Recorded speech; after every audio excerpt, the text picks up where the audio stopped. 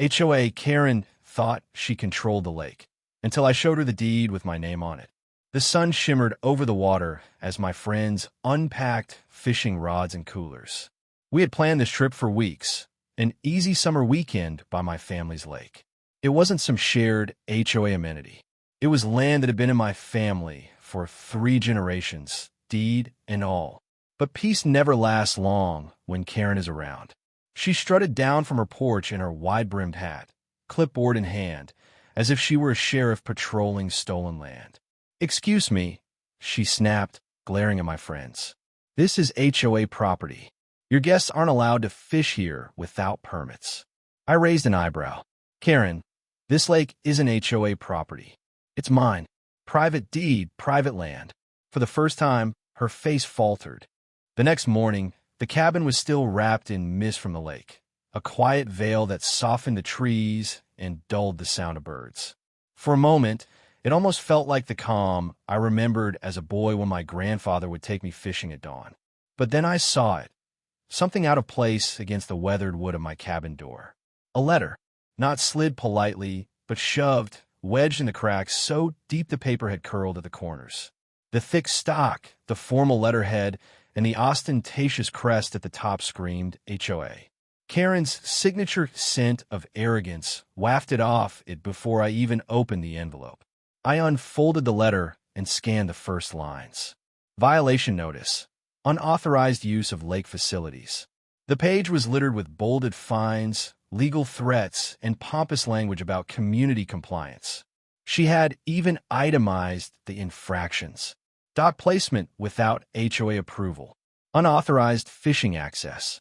Improper cabin lighting visible from common areas. And, my favorite, illegal use of lake shoreline. The kicker was the last line, typed in her sharp, self-important way. Failure to comply will result in daily fines, suspension of privileges, and escalation to the HOA legal board. I laughed out loud, the sound carrying across the empty water. The gull. Karen truly believed she ruled everything within a mile of the lake, as if she had been crowned queen of property rights. I stepped out onto the porch with the letter dangling between my fingers. The sun was burning through the fog, and sure enough, Karen was already marching up the gravel path from her oversized house, clutching her clipboard like a scepter. "Karen," I called, holding up the notice like a dirty rag. "Did you really write this nonsense?" She stopped halfway, her face pinched and triumphant, like she'd been waiting for the confrontation. "It's not nonsense," she said, planting her free hand on her hip. "It's regulation. Every inch of this lake falls under HOA jurisdiction. You either comply or we escalate." Her tone was the same she used with landscapers and delivery drivers, the kind that said she thought she was untouchable. She squared her shoulders, her heels grinding into the gravel as if she were stamping her authority into the earth itself. I took a step down from the porch, folding the letter with deliberate slowness. "Karen, let me make something perfectly clear. This cabin, this dock, this shoreline, not yours, not the HOA's. Mine. My grandfather bought this land before you ever stepped foot in this county. You don't get to rewrite history with a printer and a seal." Her lips pursed so tight they nearly disappeared. "That's not how this works. This is a community, and communities have rules. I enforce those rules, whether you like it or not." "You enforce nothing here," I said calmly. "The HOA doesn't touch this property. Never has, never will. You're out of your depth." For a moment, a flicker of doubt crossed her face, but Karen was too proud to retreat. She jabbed her pen at me like a weapon. "We'll see what the legal board says. Don't test me. Non-compliance comes with consequences." I smiled, slow, deliberate, the kind of smile that unsettles someone who thinks they've already won. Good luck with that. Because what Karen didn't know, what she could never imagine, was that I had something she didn't. A stack of original, notarized, county-stamped documents that proved every single claim wrong. Deeds older than the HOA itself. Boundary surveys drawn before her McMansion dream ever touched the lake. Rights that went back to my grandfather's handshake deal with the county and the official seals that followed. The papers were locked in a fireproof case under my bed, but I didn't bring them out yet. Not yet. It was too soon. Instead, I let Karen believe her rulebook was ironclad. I let her puff herself up with self-importance, confident she could bully me into submission.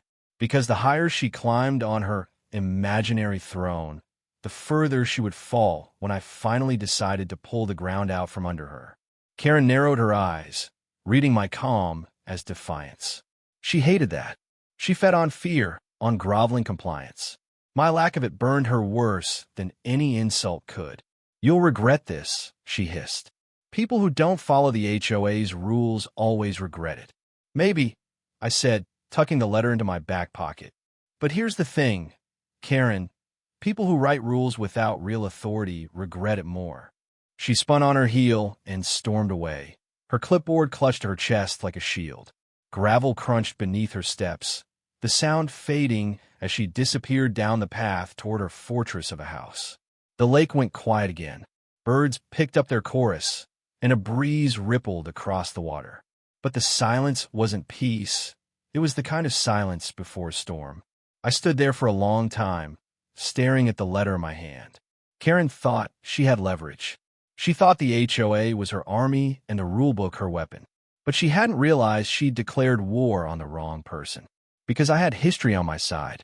I had law on my side. And most importantly, I had patience. And patience was something Karen had never learned to respect. By Saturday afternoon, the lakefront felt alive again.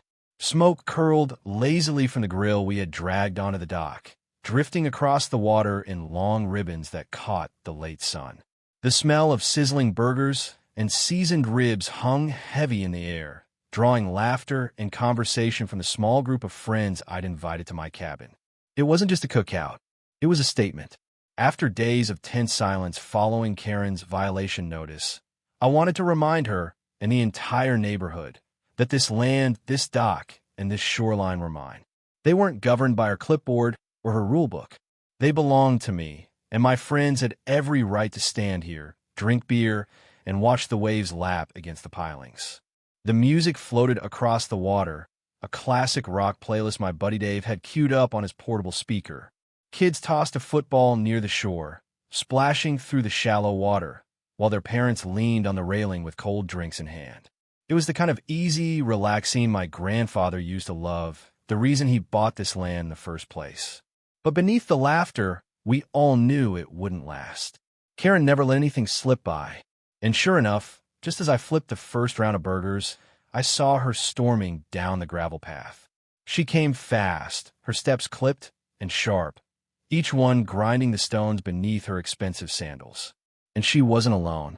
Two of her loyal board members trailed behind. Mr. Dawson, a timid man in his 60s who always seemed afraid of his own shadow, and Mrs. Patel, who clutched her binder of compliance reports like it was gospel. They looked less like allies and more like hostages dragged into Karen's personal crusade. Karen's eyes locked on the grill smoke like it was a personal insult. Her jaw was tight, her clipboard clamped under one arm like a soldier's shield. "You can't host events on community property without prior approval," she barked the moment her sandals hit the edge of my dock. The laughter around me faltered. Conversations stuttered into silence. My friends exchanged glances, unease rippling through the group. The tension wasn't just in Karen's voice. It was in the way she carried herself, radiating authority she believed was absolute. I leaned against the grill, flipping a burger with deliberate calm. "Karen," I said evenly, "I told you once already, this isn't community property. This is my land. My grandfather's land before me. I own every dock plank you're standing on." The words hung in the air like smoke. Dawson shifted nervously, his watery eyes flicking from me to Karen as if waiting for permission to breathe. Mrs. Patel adjusted her binder against her chest, but she didn't speak. Only Karen seemed immune to the weight of the moment, her jaw tightening further as if every word I said was gasoline on her fire. "You can say it's yours all you want," she snapped, her voice cutting through the air. "But the HOA governs all activity around this lake. The rules are in black and white. No unapproved gatherings, no unsanctioned use of facilities, no exceptions. Your little party is in direct violation." My friend Dave snorted into his beer. Facilities? He muttered under his breath. It's a dock, not a country club.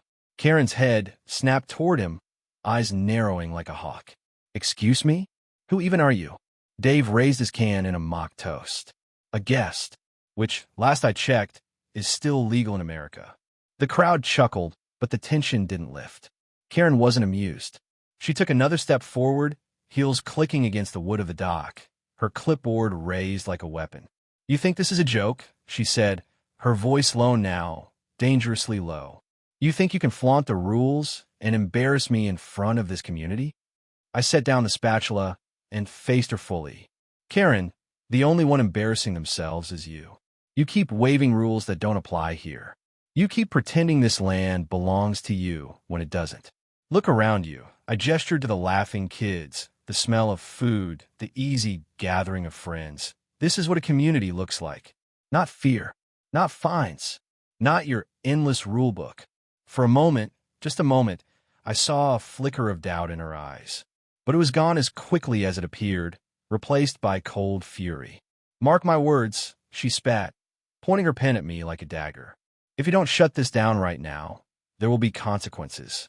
Daily fines, legal action, suspension of privileges. I let her finish, then smiled. Not a mocking smile, but one that carried the weight of something she didn't yet understand. Privileges? I echoed softly. Karen, you don't grant me privileges. This isn't your kingdom. You're standing on my dock, breathing my air, and trying to tell me how to live on my land. That's not authority.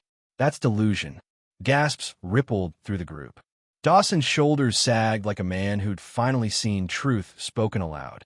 Even Mrs. Patel shifted uneasily, clutching her binder tighter as though realizing its words might not hold the power she thought. But Karen only doubled down. You'll regret this, she hissed. Everyone always regrets crossing me. Her words were venom, and the way she spat them made the back of my neck prickle. For Karen, this wasn't just about rules anymore. It was about control, about dominance. And people like her never stopped until they were broken or broken apart. I took the spatula again, flipped another burger, and let the sizzle of meat fill the silence before answering. Then I'll take my chances. The crowd cheered softly, not loud, not raucous, but enough.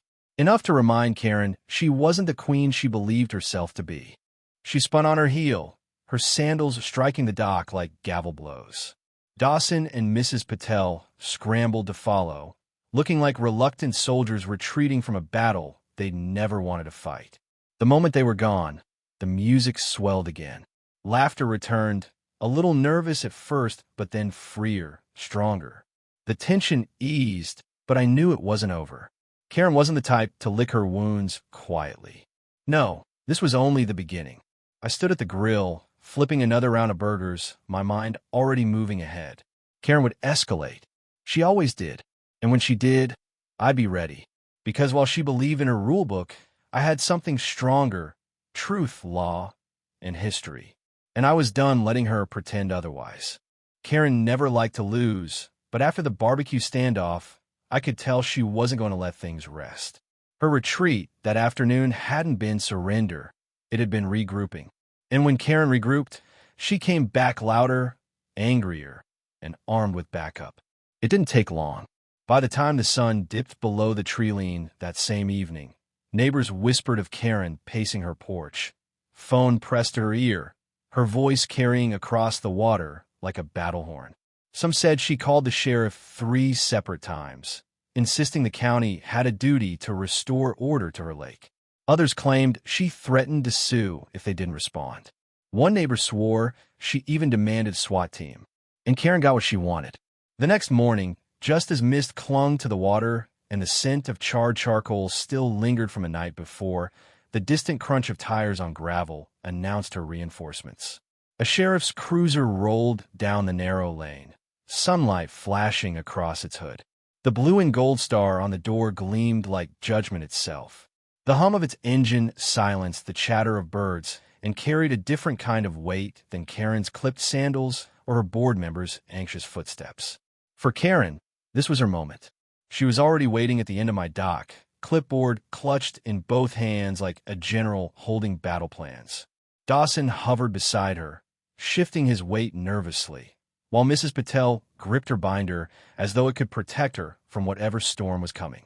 Behind them, a cluster of neighbors gathered at a safe distance, hungry for spectacle. The cruiser door opened.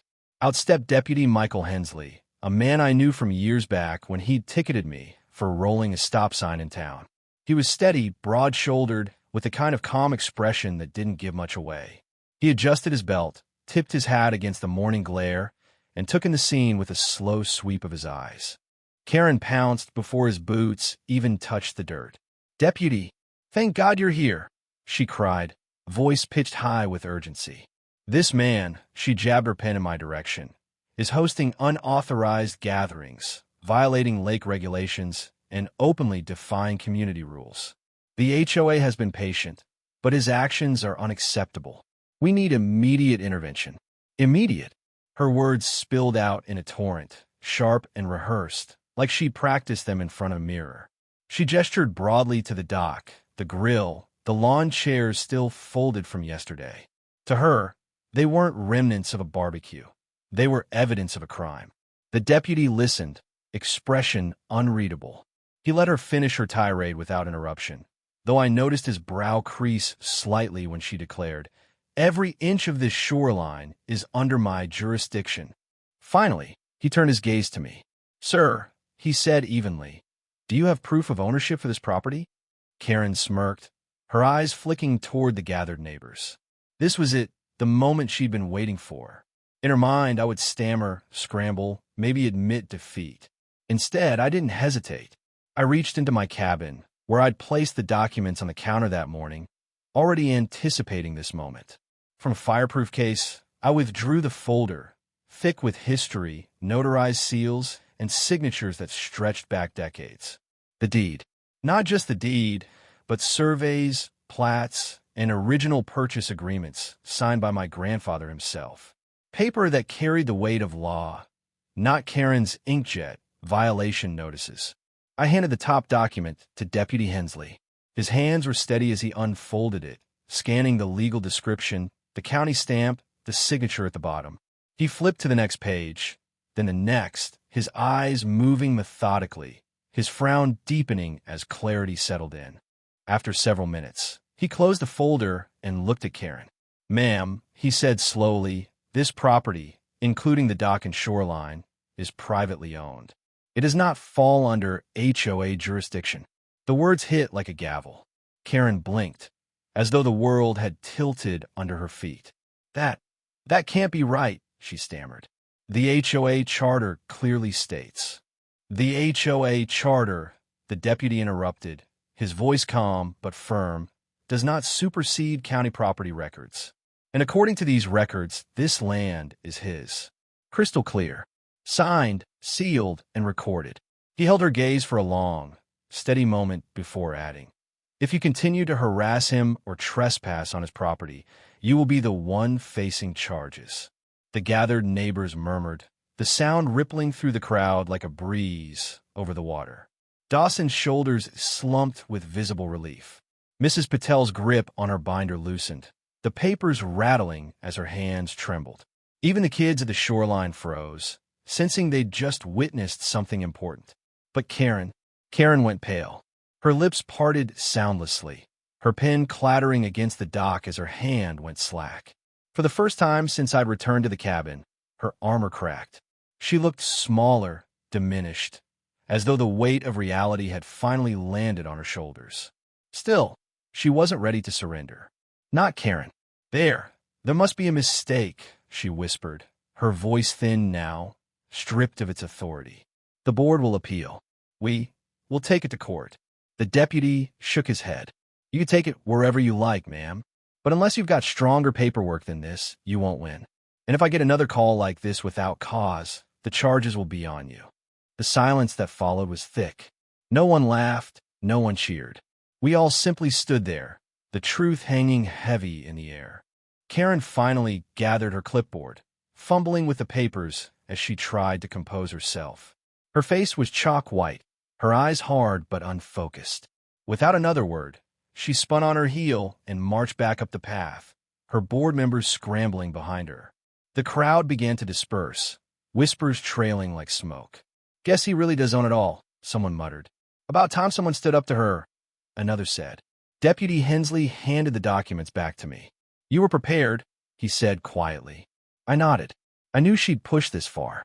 He gave me a long, considering look. "Watch yourself. People like her don't quit. They double down. Next time, it won't be me knocking, it'll be lawyers." With that, he tipped his hat, climbed into his cruiser, and drove away, gravel crunching under the tires until the sound faded into the distance. I stood on the dock, the documents heavy in my hands. The water lapped gently against the pilings, as though the lake itself approved of the outcome.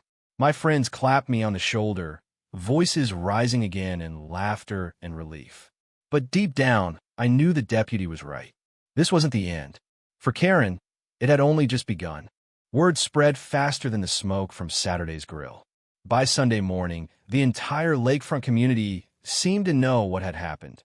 That Karen, the self-proclaimed queen of the HOA, had been called out in front of everyone by the sheriff himself. The story traveled in hushed whispers across porches, down gravel driveways, and through the thin walls of summer cabins. She went pale, someone murmured at the general store. The deputy told her to back off, another added, shaking his head in disbelief. "I never thought I'd see the day," said a third, lowering his voice as if Karen might still be listening from the shadows. For years, people had lived under her rule. They paid fines for grass deemed too long, for fences an inch too high, for paint that didn't match her vision of lakefront uniformity. Karen's rulebook was iron, and the community had bent beneath it, until now. And now, Karen was silent. Her blinds stayed closed. Her car didn't move from the driveway. No clicking heels echoed across the gravel. No barked orders carried over the water. For the first time in years, the lake had no queen. My friends noticed it too. We spent the rest of the weekend without interruption, fishing at dawn, swimming in the heat of the afternoon, laughing late into the night around a fire pit we built on the shore. Dave told the same jokes he always did, and somehow they were funnier now, maybe because we weren't afraid of Karen's shadow cutting across the dock to shut us down. The kids squealed and splashed in the water, free for once to make noise without fear of disturbing the peace. Music played, sometimes loud, sometimes soft, but always without interruption. The only sound missing was Karen's shrill voice, that ever-present reminder of control. At first, the absence was strange, like the lake itself was holding its breath. But soon it began to feel natural, normal, the way things were meant to be. On Sunday evening, as the sun slid low over the horizon, painting the water in streaks of gold and crimson, I sat on the dock with a beer in hand.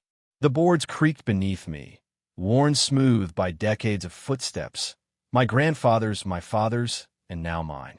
The lake shimmered, calm and endless, as if reminding me of its permanence. And I smiled, because Karen had finally realized the truth. She couldn't rule what she didn't own. It was a small victory in the grand scheme of things, but it felt monumental. Not just for me, but for everyone who had lived under her thumb. For the widow who'd been fined for planting marigolds instead of roses. For the old man who'd been threatened with eviction for repainting his shutters without approval. For every kid who'd been told to keep their laughter down because it carried too far across the water. Their silence had been forced. Now it was Karen's turn. My friends raised their glasses to the sunset, voices warm with the ease of people who finally felt free. "To the lake," Dave said. "To taking it back. To family," another chimed in. "To peace," I added softly. We clinked bottles, the sound sharp and satisfying against the still air. But even as the laughter rose again and the night settled around us, a chill lingered at the edge of my thoughts. Because people like Karen didn't just disappear. Her silence wasn't surrender. It was a freeze, the calm before the next storm. And I knew, deep down, that somewhere behind those closed blinds, Karen was already rewriting her rulebook, already planning her next move. The weekend had ended in laughter and triumph. But by Monday morning the air around the lake felt different, heavier, charged with something poisonous. I woke early, before the sun broke over the tree line, and stepped onto the dock with a mug of coffee in hand. The water was calm, mist rising from its surface like a veil, but my eyes caught something that didn't belong. Tire tracks. They weren't faint either. They were deep, fresh grooves carved into the damp earth near my shoreline, the kind that could only come from a truck or SUV backing close to the dock. My stomach tightened. I followed them slowly, my boots crunching against gravel and mud, until they disappeared near the edge of the grass. Whoever it was had gotten out, walked onto my property, and done something. My gaze swept the dock. That's when I saw it. One of my boats, a small aluminum fishing boat, wasn't where it should have been. Its mooring line dangled loose against the cleat, frayed at the end like someone had cut it. I shaded my eyes, scanning the lake. Far across the water, something bobbed near the reeds. My boat, drifting like an abandoned toy. The current nudged it farther from shore. My jaw clenched. This wasn't an accident. I pulled out my binoculars, the ones I kept for spotting fish activity near the far bank. Through the lenses, the damage became clearer. The line hadn't just frayed, it had been sliced clean through. Deliberate. Malicious. And in that instant, I didn't need a courtroom verdict or a confession to know who had done it. Karen. Her petty war had escalated. No longer content with shouting across property lines or embarrassing herself in front of deputies, she had decided to strike at me in the dark when no one was watching. It was her way of trying to scare me, to remind me she still had power. I sipped my coffee anyway, letting the bitterness steady me. If she thought cutting loose a boat would make me fold, she hadn't learned a damn thing. By mid-morning, the neighborhood buzz had started again. Word traveled fast around the lake, especially after the sheriff's visit. Karen's humiliation had spread like wildfire, and people whispered about how the mighty HOA queen had been shut down. For most, the story ended there. But for Karen, it was only the beginning. That afternoon, she convened the weekly HOA meeting in the community center. I hadn't planned to attend. It wasn't my jurisdiction, nor my problem, but I knew she would use that platform to spin her version of events. Out of curiosity, I stopped by, not to participate, but to listen. The parking lot was already crowded. Cars lined the street, neighbors trickling inside. I stayed near the doorway, leaning against the wall like an outsider. From my vantage point, I could see her at the front of the room, standing behind a folding table with two of her board members flanking her like loyal bodyguards. Karen's voice carried across the room. Sharp, self-righteous, poison honey. He's a danger to our community, she hissed, her fingers stabbing the air in the general direction of my cabin. The audience followed her gesture, and more than a few heads turned toward me, standing casually in the doorway. Her eyes flicked to mine, but she didn't falter. If anything, her glare hardened. This man has repeatedly violated the peace and safety of our neighborhood. He throws disruptive parties, flaunts non-existent rules, and refuses to respect the collective spirit we've built here. He thinks he's above us, above the HOA. But we cannot allow anarchy to take root on our lake. Murmurs rippled through the crowd. Some nodded, loyal to her. Others shifted uncomfortably, unsure if they wanted to get dragged into another one of her crusades. One man raised his hand timidly. Karen, didn't the sheriff say? Karen snapped her gaze to him, cutting him off. The sheriff doesn't understand the unique needs of this community. This is about more than legal paperwork. It's about preserving our way of life. The board members exchanged nervous glances. It was the same look I'd seen them wear on my dock, when Karen's certainty cracked under the weight of truth. I stayed silent, arms crossed, letting her rant echo across the room. I didn't need to speak. Not yet, because what she didn't know, what none of them knew, was that I already had her cornered. That morning, while inspecting the tire tracks, I had pulled the memory cards from my trail cameras. I had installed them months earlier, mostly to keep an eye on deer and raccoons that wandered near the dock at night. But those cameras didn't just capture wildlife. They captured everything. I had scrolled through the footage on my laptop, coffee steaming beside me. At first, the usual. A raccoon nosing around the grill, a fox darting across the gravel, the reflection of headlights flickering on the water. Then the timestamp hit just after midnight. And there she was, Karen, caught in the pale glow of the infrared lens, creeping down the shoreline like a thief. Her outline was grainy but unmistakable, the stiff posture, the halo of frizzed hair. She paused at the dock, glancing around like a child about to steal candy from a store, then crouched. The footage showed the glint of something in her hand. A knife. A quick sawing motion. The boat's rope dropped slack into the water. She straightened, brushed her hands off, and marched back toward the tracks that now scar my land. I leaned back in my chair, staring at the frozen image on my screen. The HOA president, self-proclaimed guardian of order, caught red-handed committing sabotage. It was almost too perfect. So when I listened to her rant in that meeting, when I heard her accuse me of being a danger, a menace, a threat, I almost laughed. Because every word she hurled was another nail in the coffin she was building for herself. By Wednesday evening, the entire town seemed to buzz with anticipation. Notices had gone up on mailboxes, taped to lampposts, and pinned to the corkboard outside the local diner. HOA public meeting, discussion on lake access. Mandatory attendance for all members. The words mandatory attendance made me smirk. Karen loved to wield authority like a weapon, even when she didn't actually have it. And from the way she had strutted around in the days since the sheriff's visit, I knew this meeting was her attempt at redemption. She had been humiliated once. She wasn't about to let her crown slip without a fight. By 6:30, the town hall was already packed. Folding chairs scraped against the floor as neighbors filled every seat, some standing against the back wall when space ran out. The air smelled of burnt coffee from the refreshment table, mixed with the faint scent of dust and wood polish that clung to the old building. Karen had orchestrated it all. She stood near the podium at the front, clipboard in hand, shuffling papers dramatically as if preparing to deliver a State of the Union address. Two of her most loyal board members, Margaret with her pursed lips and Alan with his permanent scowl, flanked her like bodyguards. They whispered to her occasionally, but Karen kept her chin high, her expression painted with righteous purpose.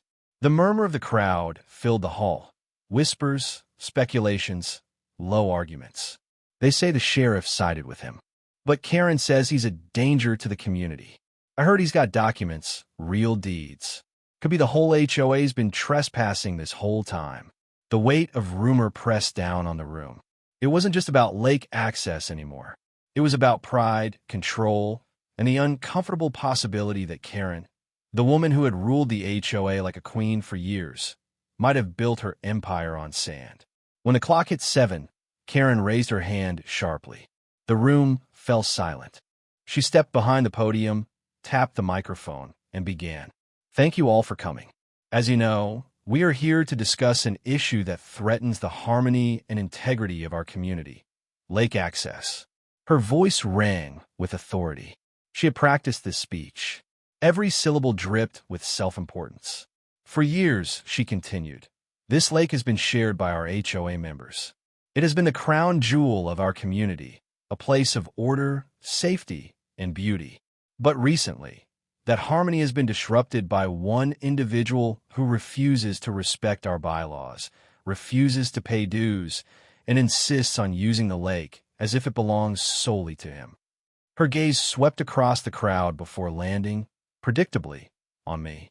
A hush fell over the audience as all eyes turned my way. Karen's lip curled into a smirk. She thought she had me cornered. That is why, she declared, I am proposing a resolution tonight. We must all agree that the lake is for HOA members only, no exceptions. This will preserve the spirit of our community and ensure fairness for everyone. A smattering of applause came from her loyalists near the front. Others remained silent, uncertain. Karen straightened her shoulders, confident. We will take a vote, and when we do, we will show that this community stands united against trespassers and disruption. For a moment, it seemed like she might actually get away with it. The sheer force of her presence had cowed this group for years, and many were used to nodding along just to avoid conflict. But this time, I wasn't going to let her rewrite history. I rose slowly from my seat near the back. The room shifted with me, heads turning, whispers rising. I carried a thick leather folder under my arm, worn from years of handling. Its weight wasn't just physical, it carried generations of truth inside. Karen's smirk faltered as I walked calmly to the podium. "Are you finished, Karen?" I asked, my voice even carrying across the room. She bristled. "You don't have the—" "I don't need it," I replied. "What I have is far more powerful." I set the folder down on the podium beside her and opened it with deliberate care. Paper slid out, maps, land deeds, and historic records that had been preserved in my family for decades. I spread them across the surface for all to see. The crowd leaned forward, craning their necks. Some even stood from their chairs to get a better view. "This lake," I said clearly, placing a hand on the oldest map, "was purchased by my grandfather in 1946. He bought the land, the shoreline, the docks, and most importantly, the water rights. This was nearly 30 years before this HOA even existed." I pulled out the original deed, yellowed with age but still sharp in ink and signature. This document, signed, sealed, and recorded with the county, gives me full ownership of the property and the rights that come with it. That includes the dock and the water. For years, my family has allowed others to enjoy it freely. But make no mistake, this is private land. It always has been. Gasps rippled through the hall. Someone in the back muttered, "Good Lord," another whispered, "All these years?" Karen's face drained of color, then flushed red with fury. That's ridiculous. These papers are old. They don't mean anything now." "Actually," I countered, sliding forward a second document, "they do. Because here are the county tax records. Every year, my family has paid property taxes not just on the cabin, but on the entire lake frontage. And here, I placed another crisp paper down, fresh from the county clerk's office. Here is a certified copy of the current title, pulled last week. It lists me as the legal owner of the lakefront and water rights." It could not be clearer. The board members at Karen's side shifted uncomfortably. Margaret chewed her lip. Alan stared down at the floor, avoiding the crowd's gaze. "Which means," I continued, my voice steady but firm, "that for years this HOA has been trespassing on my family's property. Every boat, every fishing trip, every so-called community barbecue you hosted on my dock, you've all been guests. And while I have never charged you a dime, make no mistake, you have no authority here." The room exploded in murmurs. People turned to one another, wide-eyed, shocked. Some looked betrayed. One man raised his hand, his voice shaky. "Karen, is that true? Did you know about this?" Karen stammered. No, this can't be right. He's twisting things. The HOA has always controlled the lake." "Then show me your deed," I said calmly. The silence that followed was deafening. Karen's mouth opened and closed like a fish gasping for air. She shuffled her papers, but they were nothing more than HOA bylaws and meeting minutes, worthless compared to the county's stamped record spread before us. Gasps turned into angry mutters. "You said we owned it together. All those fees. Were we trespassing this whole time?" Karen's empire, built on intimidation and false authority, was crumbling in real time. She slammed her hand on the podium. "This is a lie. He's lying to all of you." I leaned closer, lowering my voice just enough to force the room into silence again. "I have 3 certified copies of these records. One is in my safe. One has already been filed with the sheriff. And one is here, in front of you. If you think I'm lying, feel free to take it up with the county courthouse. But you already know what they'll tell you." Karen's face burned scarlet. Her hands trembled as she clutched her clipboard like a shield. For the first time, the crowd wasn't looking at me. They were looking at her. And the look in their eyes wasn't loyalty. It was betrayal. Her empire had cracked, and everyone could see it. The letter arrived on a gray Thursday morning. It was tucked neatly inside a cream-colored envelope, the kind meant to look professional and intimidating. The HOA logo was embossed at the top in dark green, and the return address carried the name of a law firm I vaguely recognized from their billboard on the highway, Harrison and Gable, attorneys at law. I slit the envelope open at my kitchen table, coffee steaming in the mug beside me. The letter inside was exactly what I expected. Pages of legal jargon meant to sound ironclad, but flimsy once you cut through the theatrics. "Dear Mr. Carter, It has come to our attention that your recent use of the lakefront and surrounding property has violated long-established community standards. As representatives of the Homeowners Association, we demand that you immediately grant easement rights to the HOA for continued access to the lake. Failure to comply will result in legal action to enforce said rights. It went on for 3 pages, citing HOA bylaws, referencing community easement doctrine, and threatening court filings. I actually laughed out loud by the time I reached the signature line. Karen really thought she could bluff me with boilerplate legal threats. I set the letter down and looked out the window toward the lake. The morning sun rippled across the water, lighting up the dock where my friends and I had grilled burgers just days earlier. My grandfather's land. My family's inheritance. Karen might have an attorney willing to send nastygrams for a retainer fee, but I had something far better: deeds, titles, historic records, and a sheriff's report with her name on it. And if that wasn't enough, I had trail camera footage of her creeping down to my shoreline in the dead of night, tampering with my boat lines. Evidence of trespassing, vandalism, and harassment, all neatly stored on a hard drive. If Karen wanted a legal fight, she was about to regret it. By afternoon, I was sitting across from my own lawyer, James Whitmore. His office smelled faintly of leather and old books, with rows of legal tomes lined up like soldiers along the wall. James was a sharp man, mid-50s, salt and pepper hair, glasses perched low on his nose. He had the kind of calm, analytical energy that made juries lean in when he spoke. He skimmed through the HOA attorney's letter, adjusting his glasses as he read. A smirk tugged at the corner of his mouth. "This is ambitious," he said dryly. "Ambitious?" I raised an eyebrow. "Well," James said, tapping the letter, "ambitious in the sense that a child is ambitious when they stack blocks and call it a castle. They're trying to frame HOA bylaws as if they override county land deeds. That's not just weak, it's laughable." I chuckled. "So they don't have a case. Not even close. Easement rights have to be established legally, usually when land is divided or sold. They can't just declare an easement exists because it suits them. And from what you've shown me," he nodded toward the thick folder of deeds, maps, and tax records I'd brought along, "you own that shoreline outright. Title is clear, taxes are paid. There is no easement. Period." He pushed the HOA letter aside, almost disdainfully. "But what's more interesting," James continued, "is that you have a counterclaim." I leaned forward. "Go on." He began flipping through the evidence I'd laid out: the sheriff's incident report, copies of the trail camera stills, and recordings of Karen shouting threats across my dock. "This isn't just a baseless lawsuit," James said, his voice firming. "This is harassment.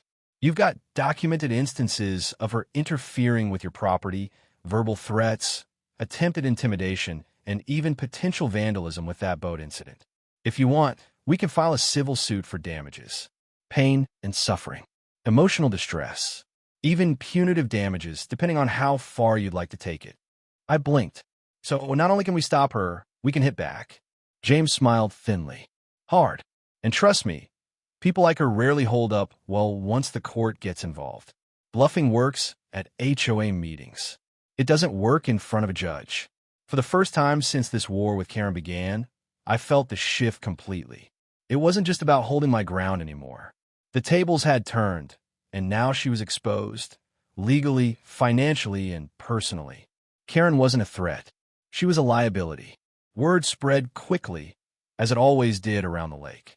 By Friday, neighbors whispered about the letter, about how Karen had lawyered up, and how I had done the same. "She's gone too far this time," one man muttered at the diner. "Did you hear? He's got the sheriff's statement and everything. Karen's not just losing. She's putting all of us at risk if the HOA gets sued." That last line was the one that mattered most. For years, Karen had ruled through fear, convincing people that siding with her was safer than resisting. But now the dynamic had shifted. Her aggression wasn't just embarrassing, it was dangerous. If the HOA ended up in court and lost, it wouldn't be Karen alone footing the bill. It would be every dues-paying member, their fees funneling into legal defense for a case they never asked for. The first cracks of rebellion were forming. Margaret, one of her most loyal board members, was overheard saying, We can't afford a lawsuit. Not over this.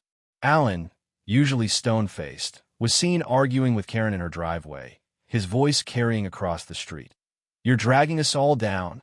Karen's empire wasn't just cracked. It was bleeding supporters by the day. And all the while, I held my evidence close. Waiting. Ready. That weekend, James called me again. His voice was calm, measured, but carrying the faint edge of excitement that only a lawyer facing a winnable case could muster. I've drafted the preliminary filings, he said. If they keep pushing, we'll hit them with harassment and damages. My recommendation? Let her make the next move. She's emotional, reckless. She'll stumble. And when she does, we'll be ready to make it count. I agreed. Waiting wasn't weakness. It was strategy. And for once, Karen wasn't the one pulling the strings. She had threatened, schemed, and bullied her way to the top of the HOA. But now, her threats carried no weight. Every move she made dug her deeper into a hole. Karen was no longer the predator. She was prey. As I stood on my dock Sunday evening, watching the sun dip low over the lake, I felt a quiet satisfaction. The water rippled gently, gold fading into indigo. The laughter of children carried faintly from cabins across the way, unpoliced, unthreatened. The silence where Karen's shrill voice used to be was sweeter than any music. But I also knew one thing with absolute certainty. People like Karen don't quit. They double down. They thrash when cornered. And that meant the real fight wasn't over. The legal game had begun, and I had every intention of finishing it. Rumors have a way of spreading faster than wildfire in a small town, especially when they involve someone like Karen. She had spent years positioning herself as untouchable, the queen of the lake, the iron-fisted enforcer of HOA rules, the self-proclaimed protector of community standards. But now, whispers began to curl around her name like smoke after a storm. It started quietly. At the grocery store, I overheard two neighbors muttering near the frozen foods aisle. They say if the HOA loses this case, the board members could be personally liable for damages. Karen runs the board. You know what that means. Fees, lawsuits, maybe even liens on her house. The words weren't shouted. They weren't plastered on bulletin boards or posted online. They were passed in hushed tones, almost conspiratorial. But in a small community, whispers carry farther than shouts. By the end of the week, people weren't just whispering, they were changing their behavior. The neighbors who once followed Karen like sheep suddenly avoided her gaze. Parents who used to crowd around her at school functions kept their distance. Even her inner circle, the ones who always volunteered to carry out her enforcement patrols, seemed to vanish. She was still strutting around, issuing orders, but when she looked behind her, the crowd wasn't there anymore. It was like watching a monarch discover, too late, that her subjects had abdicated their loyalty. One evening, just as the sun dipped low and the lake shimmered with gold, I spotted her from my porch. She was pacing along the shoreline, her phone pressed tight against her ear. Her voice carried across the water, jagged and sharp. I don't care what it takes, she snapped. We cannot let him win. Do you hear me? This is my lake. Our lake. Her hand flailed, as if she were arguing not just with the person on the other end of the line, but with the universe itself.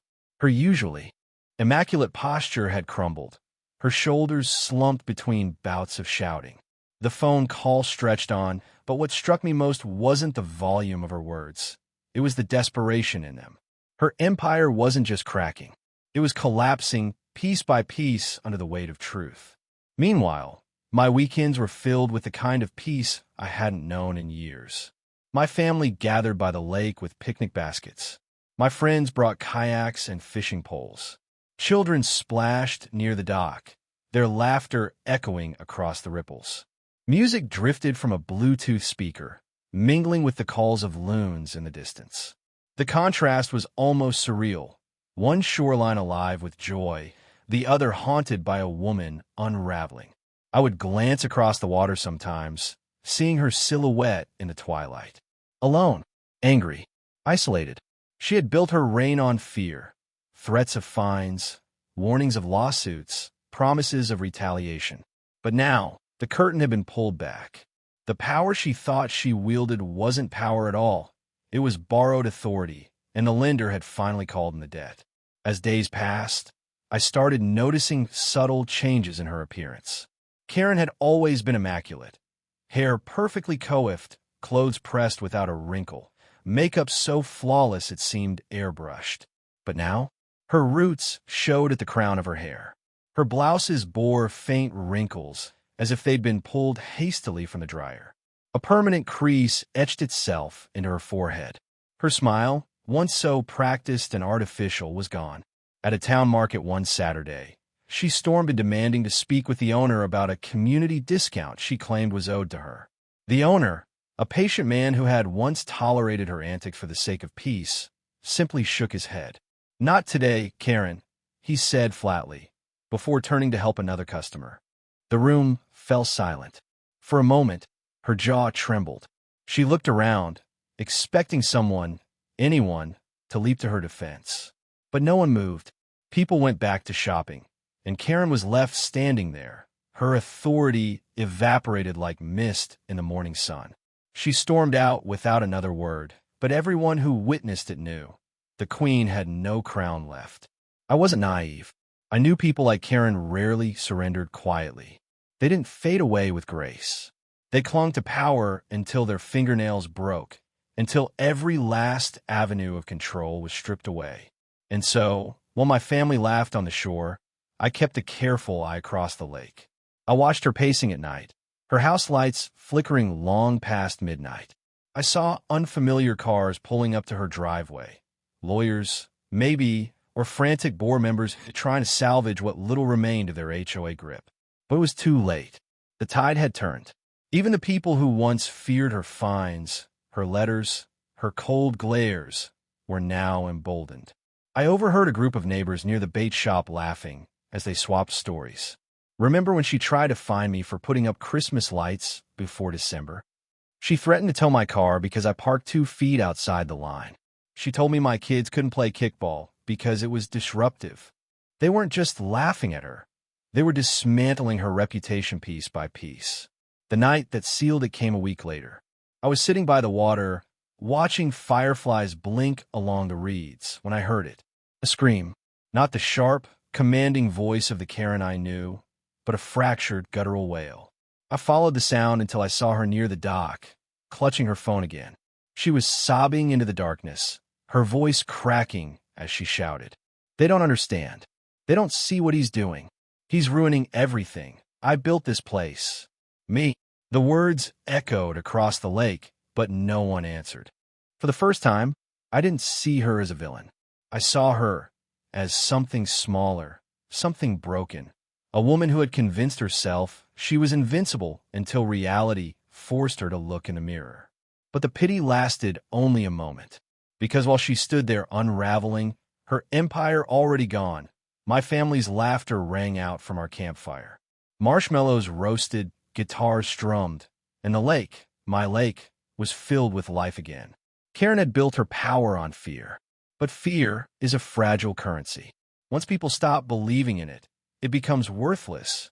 Now, no one feared her anymore. Her kingdom had collapsed, her throne abandoned, her name reduced to whispers of mockery. And as for me, I didn't need revenge, not anymore. Watching her crumble was more satisfying than any battle I could have fought. Because sometimes the greatest downfall isn't delivered by an enemy. It's delivered by silence, by neighbors who simply stop listening, stop obeying, stop caring. And Karen had finally reached that silence. The vote came on a crisp evening inside the town hall, a meeting that drew more people than I had ever seen in one place since the 4th of July parade. Folding chairs filled the room. Neighbors leaned against the walls, and the air was charged with the weight of something inevitable. The HOA board sat at the front, papers stacked, faces pale, their self-assured postures gone. And at the center of it all was Karen. Her once-iron stance had melted into something brittle, though she still clutched her clipboard like a shield. When the motion was read aloud, to remove Karen Whitfield from her position as HOA president effective immediately, there was no gasp, no argument, no dramatic showdown. Only silence, followed by a sea of raised hands. It wasn't a fight. It was a surrender. The count was so lopsided, the board didn't even bother tallying every hand. It was clear. Her reign was over. Karen sat motionless, her lips parted, but no words coming. The clipboard slid from her hand, clattering onto the floor. For years, that sound had meant authority, rules, enforcement. Tonight, it was nothing more than wood and metal hitting linoleum. And just like that, the woman who once ruled with fines and threats had no title, no power, no following. Autumn crept in quickly after that night. The leaves turned fiery shades of red and gold, drifting lazily from the trees to the lake's surface. The air grew sharp, carrying the scent of wood smoke and pine. I found myself spending more and more time on the dock, the old boards creaking beneath my boots, just as they had when I was a boy beside my grandfather. I'd sit there with a fishing rod balanced loosely in my hands, though half the time I wasn't even fishing. I was watching, breathing, remembering. The lake was quiet now, not the quiet of tension, when people whispered behind drawn curtains and watched for Karen's patrols, but the quiet of peace, a natural silence, broken only by the ripple of water, the call of geese flying south, and the laughter of children who no longer had to worry about being scolded for skipping stones. Neighbors I hadn't spoken to in years started stopping by. Some brought pies, others beer. One even showed up with an old photo of my grandfather standing at this very dock, holding a catfish nearly as long as his arm. "This place belongs to you," he told me softly. "Always has. Always will." It felt good to hear those words, not just because they were true, but because for the first time in years, people recognized it. They saw the lake not as something owned by an HOA, but as something preserved, cared for, respected. Karen? She vanished from sight after the vote. Her blinds stayed drawn. Her yard grew untended. No more early morning patrols. No more shouting across fences. No more letters slipped under doors. Sometimes I'd see her car pull out late at night, headlights sweeping across the road, but she never waved, never stopped. She was a ghost now, wandering through a town that no longer bent to her will. I didn't celebrate her downfall. I didn't need to. The silence of her absence was celebration enough. One chilly October morning, I woke early and walked down to the water. Mist clung low to the lake, curling like smoke over the glassy surface. The trees reflected in perfect symmetry, a world above and a world below.